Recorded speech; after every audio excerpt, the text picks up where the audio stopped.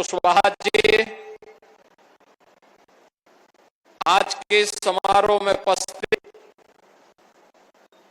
गण, शिक्षा जगत से जुड़े हुए सभी विद्वान शिक्षकगण और भारी संख्या सिद्धार्थनगर, भारत भारीगंज और आसपास के क्षेत्र से जुड़े हुए सभी उपस्थित भाइयों, भारत भारी के इस पावन मैं कोटि कोटि नमन करता हूं। दुनिया के अंदर करुणा और मैत्री का संदेश देने वाली पावन धारा राजकुमार सिद्धार्थ, जिनके नाम पर ही नगर जनपद पड़ा है, इस पावन को मैं कोटि कोटि नमन करते हुए सबका हृदय से अभिनंदन करता हूं।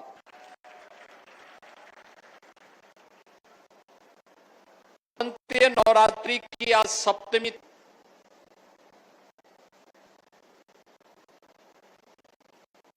महाकाली को समर्पित है। सनातन धर्म परंपरा तमसो मां ज्योतिर्मय से प्रारंभ होती है और मुझे लगता है आज उसी अंधकार को मिटाने के लिए महाकाली की आराधना की तिथि भी है।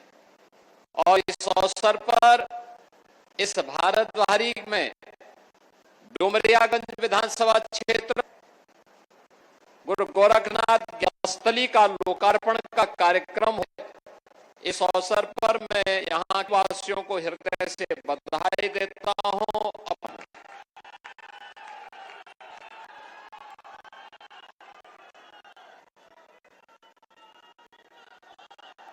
बहनों और भाइयों, की परंपरा ने सदैव से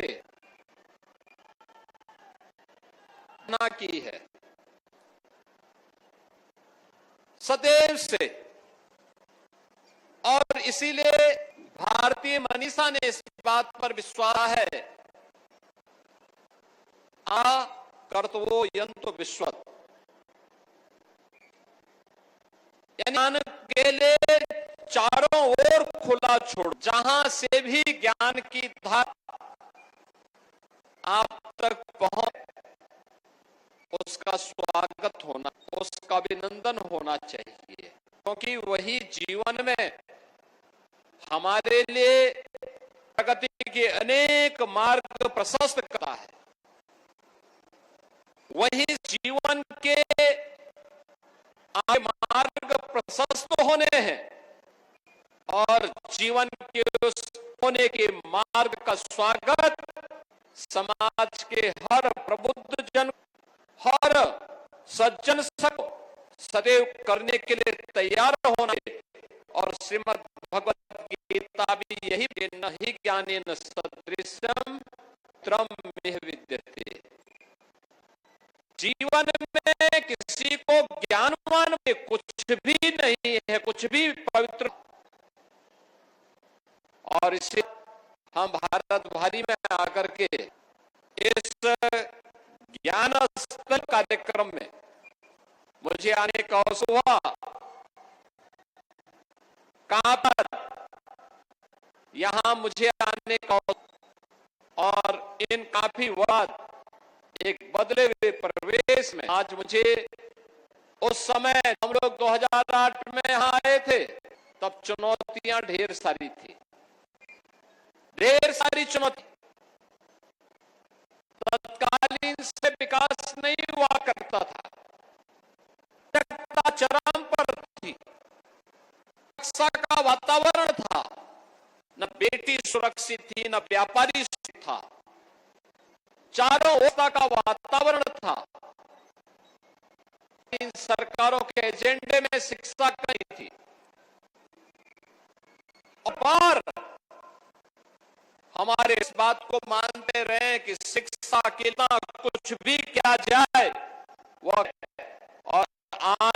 इस बात में कि शिक्षा में किया जाने और शिक्षा पर किया जाने वाला खर्च कभी व्यर्थ नहीं जा, सदैव आपके जीवन में करके दिखाएगा।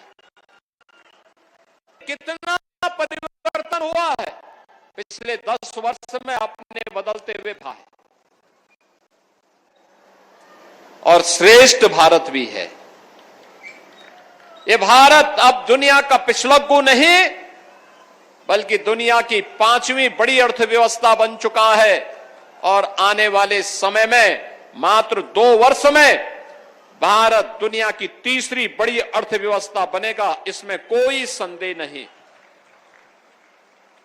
आज प्रधानमंत्री मोदी जी के नेतृत्व में जीवन के हरेक क्षेत्र में व्यापक परिवर्तन हमें देखने को मिला है। क्या वह शिक्षा का हो, क्या वह स्वास्थ्य का हो, क्या वह रोजगार का हो, क्या वह निवेश का हो, विरासत और विकास एक नए पहचान के रूप में पूरे देश को आगे बढ़ाने का कार्य कर रहा है। एक नए भारत का दर्शन हो रहा है। वह भारत अब दुनिया का पिछलग्गू नहीं बल्कि दुनिया को अपने पीछे चलने के लिए मजबूर करने वाला भारत है। अपने पुरुषार्थ से दुनिया को अपने पिछलग्गू बनाने के लिए मजबूर करने वाला भारत है। और यही कारण है इस नए भारत को हर एक व्यक्ति कौतूहल की निगाहों से देख रहा है। दुनिया में कहीं नहीं हुआ होगा जब पूरा देश एक स्वर में अपने नेतृत्व के साथ खड़ा होकर के बोलता है, तब 500 वर्षों की दास्ता की बेड़ियां टूटती हैं और अयोध्या में राम जन्मभूमि फिर से भव्य स्वरूप लेता हुआ दिखाई देता है। जब पूरा देश अपनी विरासत पर गौरव की अनुभूति करता है, तब महाकुंभ में 66 करोड़ से अधिक देश और दुनिया का श्रद्धालु आकर के भारत के सनातन की सामर्थ्य को दुनिया के सामने प्रस्तुत करने में सफल हो जाता है। ये नया भारत है। इस नए भारत ने अपने सामर्थ्य की ताकत का एहसास भी कराया है, अपने सौहार्द की और सद्भाव की ताकत का एहसास भी कराया है, और इसी ने दुनिया को यह संदेश भी दिया है कि बल बुद्धि और वैभव में भले ही हम कितने भी मजबूत क्यों ना हो, लेकिन हम जबरन किसी पर आधिपत्य न स्वीकार करेंगे और न किसी का बलपूर्वक किसी का ग्रहण ही करेंगे। दुनिया में इतिहास इस बात का साक्षी है। किसी भी कालखंड में भारत ने तलवार के बल पर किसी पर शासन नहीं किया, किसी पे नहीं किया। आप याद करिए, माता सीता को ढूंढते ढूंढते ढूंढते ढूंढते वनवासी गिरवासी बंदर और भालुओं के साथ भगवान राम लंका पे गए, लंका पे चढ़ाई की, वहां युद्ध किया और युद्ध करने के बाद लंका पर विजय प्राप्त किया। लेकिन अभिषेक विभीषण का करके भगवान राम वहां रुके नहीं। लक्ष्मण जी को लगा कि नहीं, हमें कुछ दिन रुकना चाहिए, तो जीता हुआ भाग है हमारा। लेकिन भगवान राम ने कहा नहीं, भगवान राम ने कहा नहीं, अपि स्वर्णमयी लंका नमे लक्ष्मण रोचते जननी जन्मभूमि से स्वर्गादपि गरीयसी। हे लक्ष्मण, याद रखना, चाहे यह लंका कितनी भी स्वर्णमयी क्यों ना हो, कितनी भी वैभवशाली क्यों ना हो, लेकिन हमें मेरे लिए रुचिकर नहीं है। क्योंकि हमारे संस्कार क्या है कि जन्म देने वाली मां और जन्मभूमि से बढ़कर के कुछ भी नहीं हो सकता है। और भगवान राम लंका को मुक्त करके वापस सीधे अयोध्या की ओर प्रस्थान कर गए। बहनों और भाइयों, भगवान राम ने कृष्णकंधा पर बाली को मार करके अभिषेक सुग्रीव का किया। उन्होंने वनवास के कालखंड में ऋषि मुनियों को अभय प्रदान किया और पूरे दंडकारण्य को जिस सुखद अनुभूति का एहसास कराया था, आज भी वह भारत का सबसे समृद्ध खनिज और वन संपदा का क्षेत्र बना हुआ है।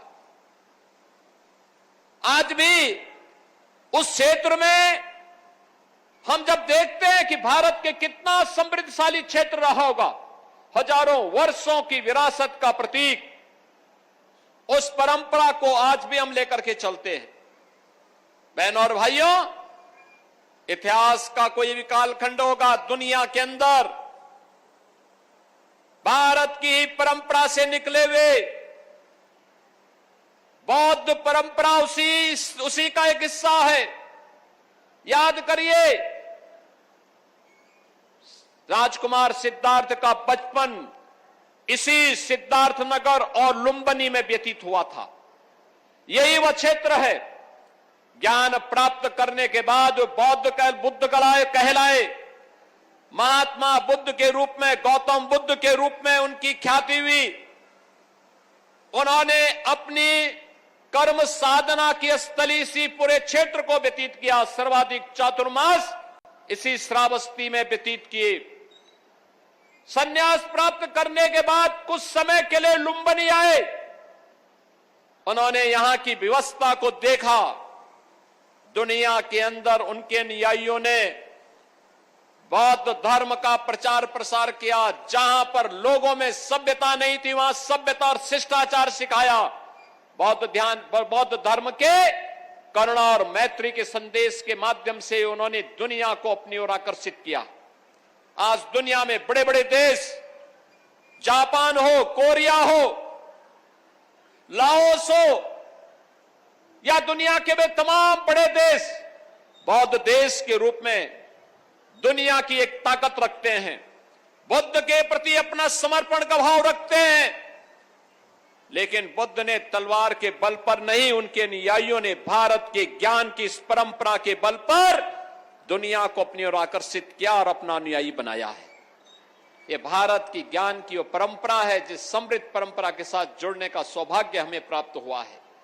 याद रखना, विरासत और विकास का जब बेहतर समन्वय होगा तब जीवन कल्याणकारी होगा, और भारत ने उसी कल्याण के मार्ग का प्रशस्त किया है।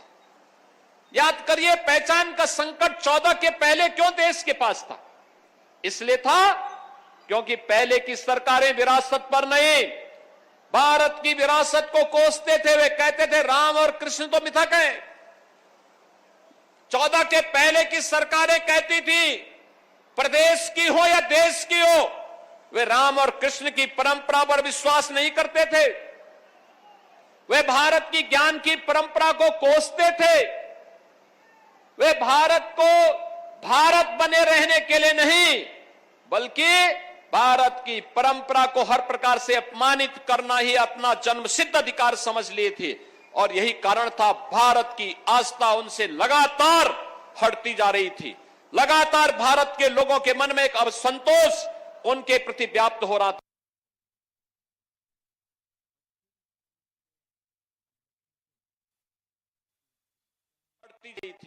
लगातार भारत के लोगों में एक असंतोष उनके प्रति व्याप्त हो, लेकिन 14 के बाद बदले। भारत माता के की सत्ता आती है और मोदी का बेहतर समन्वय के माध्यम से आगे बढ़ाना प्रारंभ किया। आज अयोध्या में राम मंदिर का निर्माण भी हुआ है। काशी विश्वनाथ का भव्य स्वरूप भी देखने को मिला। प्रयागराज में महासंत देश और दुनिया को होते हैं। मथुरा और वृंदावन सज और संवर रहे। हर मठ और मंदिर में एक नई और सबको दिखाई दे रही है, एक नए उज्जवल भविष्य की ओर, आशा भरी की ओर विरासत की परंपरा हम देश के अंदर नजर आ रही है। मैं अपनी उसी विरासत को आगे बढ़ाने में, भारत की ज्ञान की इस परंपरा के बारे में अगर जाना है तो हमें वेदों का, उपनिषद ज्ञान के भंडार है।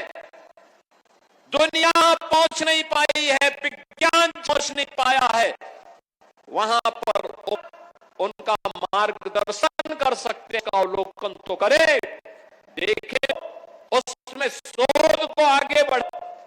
आज उस पर कार्य किए जाने की है।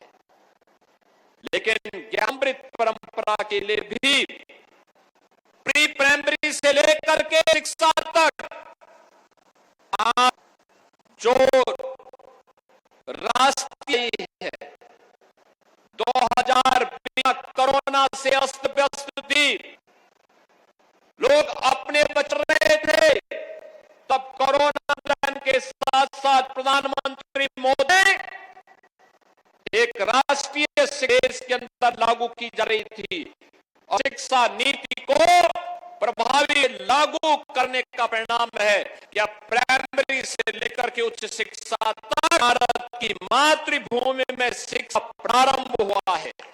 भारत के विधाओं के बारे में लोग जानकारी ले, भारत की प्राचीन परंपरा ले सकते हैं और किनका क्षेत्र हो,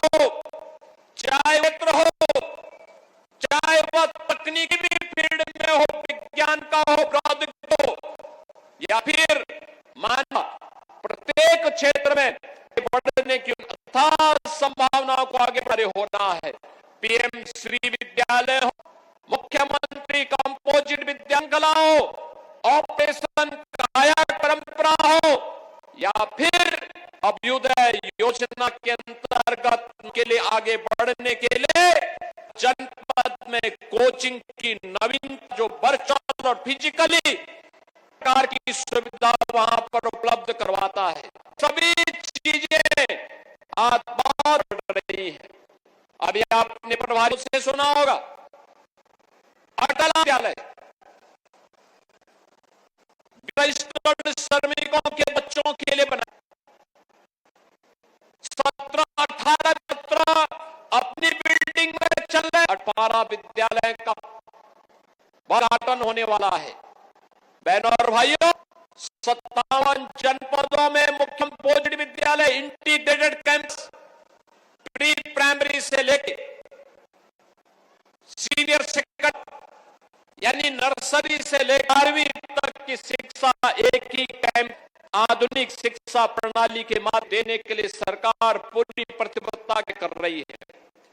और यही नहीं, कस्तूरबा गांधी विद्यालयों की उन्हें अब का कार्य हुआ है, अन्य प्रकार की सुविधाएं दी जा रही है।